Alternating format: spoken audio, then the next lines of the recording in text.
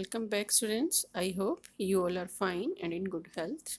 In our previous class, we discussed about vegetative propagation by subaerial stems, that is, runners and stolons, offset and suckers. Now, in this video, we will discuss about vegetative propagation by underground stems. Now, the underground stems which are involved in vegetative propagation are of four types. These are corms, rhizome, bulbs, and tubers. We will understand all these one by one. First, it is corm. Now, what is a corm? It is an underground stem that grows in clusters. All these stems, they grow in clusters and is round in shape, and roots, they develop from the base and the side of the corm, and from these roots then a new plant develops. So this is a corm, and examples of corm are gladiolus and saffron. Now you can see in this picture there is this corm in gladiolus where you can see there that these underground stems, they are growing in clusters, and you can see these roots coming out from the base, and then a new plant starts arising over it. And similarly in saffron, you can see that these roots, they are coming out from the base and the sides, and then you can see a new plant coming out of these corms. So this is how the new plants, they develop from the corms, which are the underground stems. Now next is rhizome. Now what is a rhizome? It is an underground stem that bears roots and shoots at the nodes. Now nodes, I told you earlier also, these are the places on the stem from where new branch or new leaves arise. Now these are the underground stem bearing nodes, and from these nodes roots and shoots, they start developing and then grow into a new plant. A very common example that you can see at your home is the ginger and turmeric also. Grasses are also an example, and kana. Now you can see in this picture, this is a diagram of a turmeric rhizome. Now you can see the swollen part is the underground stem, and you can see these leaves on it, and there are nodes, and from these nodes roots and shoots arise, and from these new plant develop.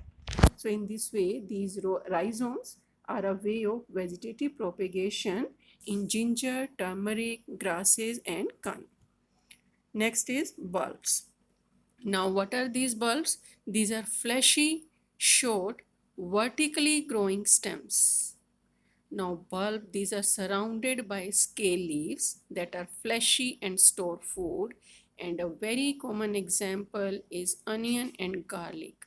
Now onion, you can see the part that you eat, that you cut and eat as vegetable or eat raw, these are the fleshy leaves, and at the base of these fleshy leaves there is condensed stem, and now from these condensed stem new roots arise, and then new plant can grow from this bulb. So in this way, these onion and garlics, they grow new plant by these bulbs. You can see, you can hold an onion in your hand and you can see the lower condensed stem, and the upper part which is eaten is the fleshy leaves. Next is tubers. Now what are these tubers?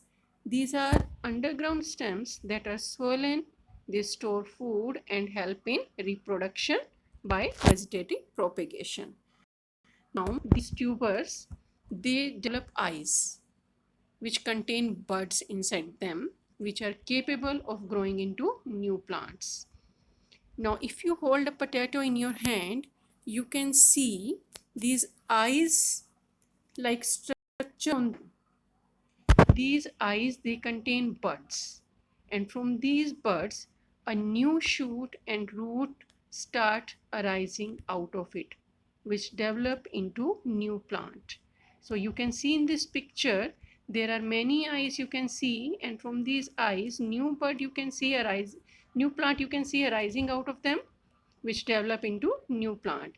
And if you cut a potato into many parts, and each part should have an eye having a bud, and if you grow this part under the soil, if you keep it below the soil, and after a few days you will see that a new plant will start growing out of it. So in this way, these potato tubers, these are helpful in reproduction by vegetative propagation, and the food that is stored in the tuber, it is used up by the buds during growth.